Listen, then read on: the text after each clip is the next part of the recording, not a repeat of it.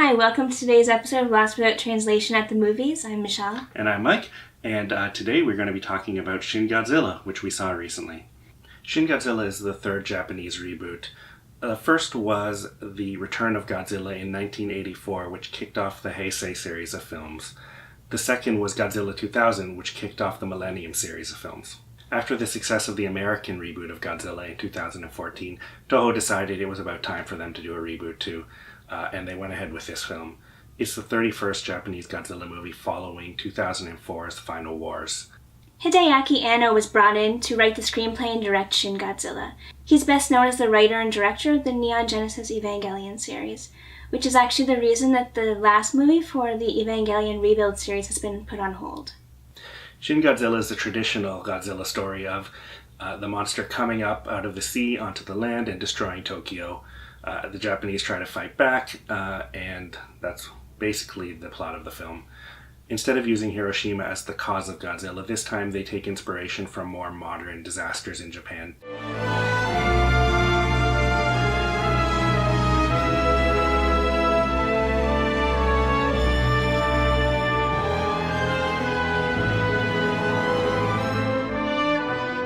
I really liked it.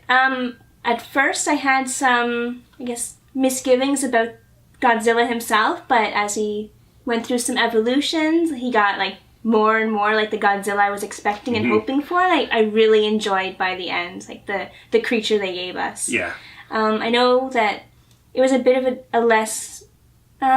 a more you saw more of the bureaucratic side, I guess, of how Japan would react to a monster attack, and I personally liked that because it's in line with what I do for a living, so I thought it was really interesting to see that side, but I'm sure some people didn't like that. Well, it was different from every other Godzilla movie recently, right? It really only resembles the first Godzilla movie, in that there are no other kaiju to fight. There's just Godzilla, and it's the Japanese versus the Godzilla, and it's way more about Japan than it is about Godzilla. Just like the first movie, it's more about their reaction to recent natural disasters and how they cope as a country, and it still does bring in a lot of that post-war Japan, the restrictions placed on them, and about how do they function with all of these restrictions, and maybe it's time to give some of that up is some of the subtext in it, but it is just Japan as a country versus a giant monster.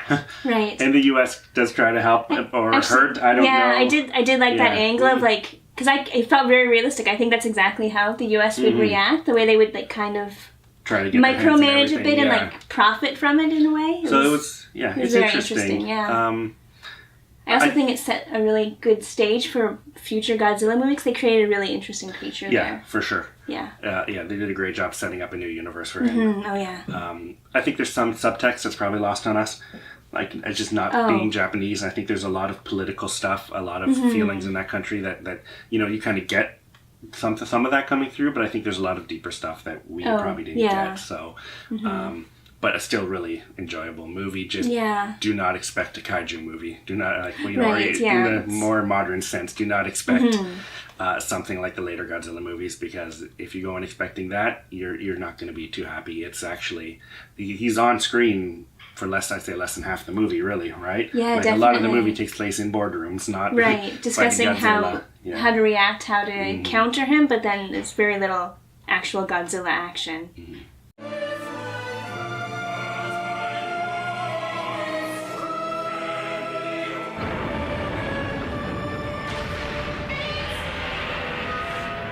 Alright, thanks for checking out the Shin Godzilla review, or Godzilla Resurgence, whatever it's going to be called if it comes out here on DVD.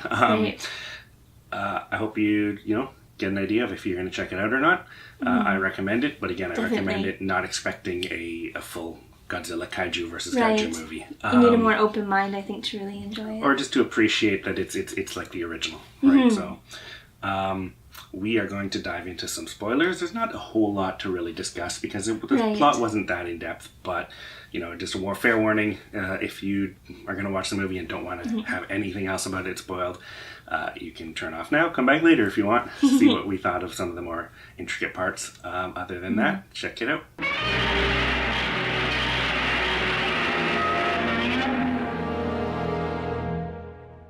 So the film opens up with the police finding a abandoned boat on the Tokyo Bay, and there's some notes there. I don't know if they really say who the boat belongs to. It turns out later it belongs to Goro Maki, who was the main character of some of the earlier Godzilla movies, the first movie and one of the first reboots.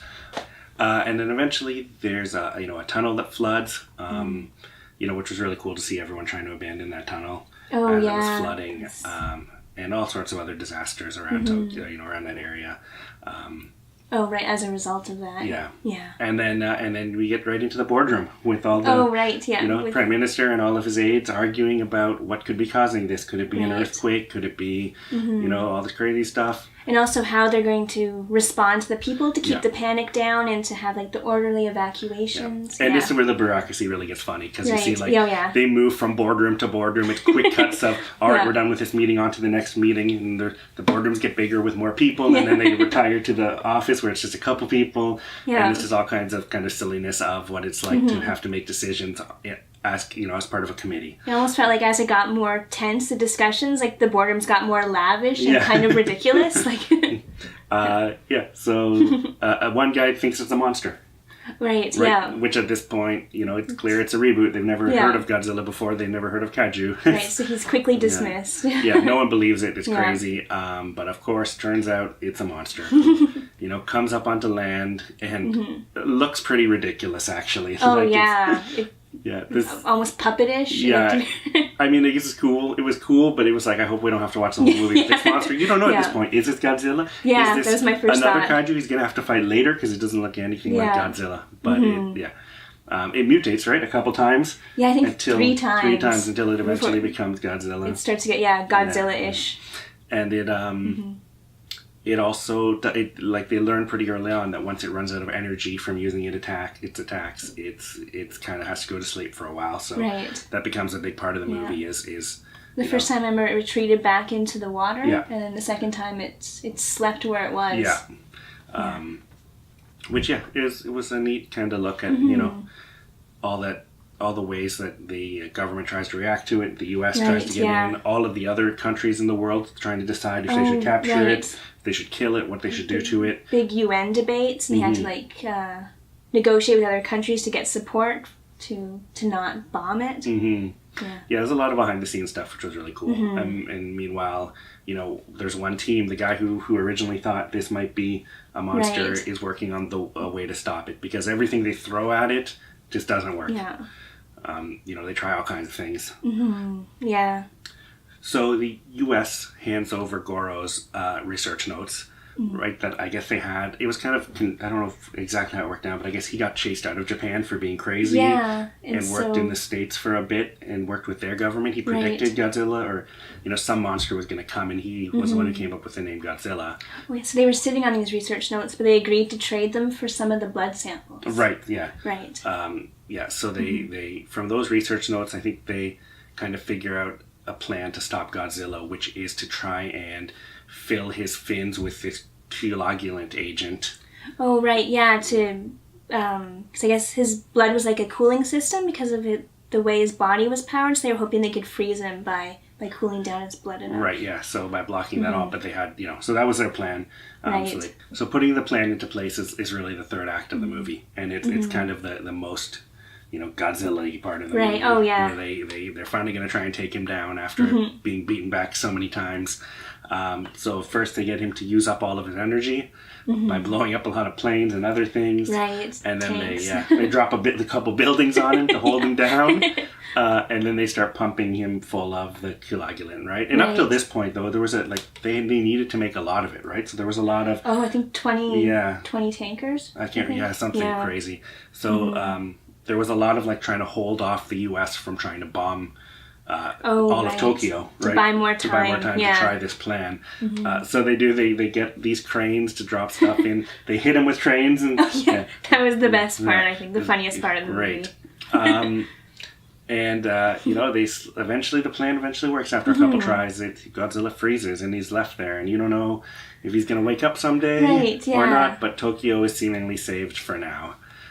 So that's kind of the end of it. Of course, Right. open for more. Who knows if he's going to come back as the villain again, or if there's going to be another threat and he wakes up to save him. Right. I don't know what the next Godzilla movie is going to be, but it could go lots of directions. It could be fun. I definitely found that last scene where you just see him frozen, almost like a statue in the background of Japan, to be really powerful. It definitely felt like he will unfreeze any minute now.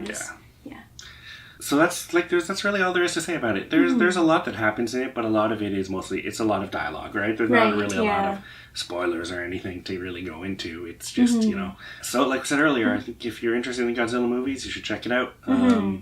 It's worth a watch. Yeah, definitely. All right, I'll see you next time. Thanks.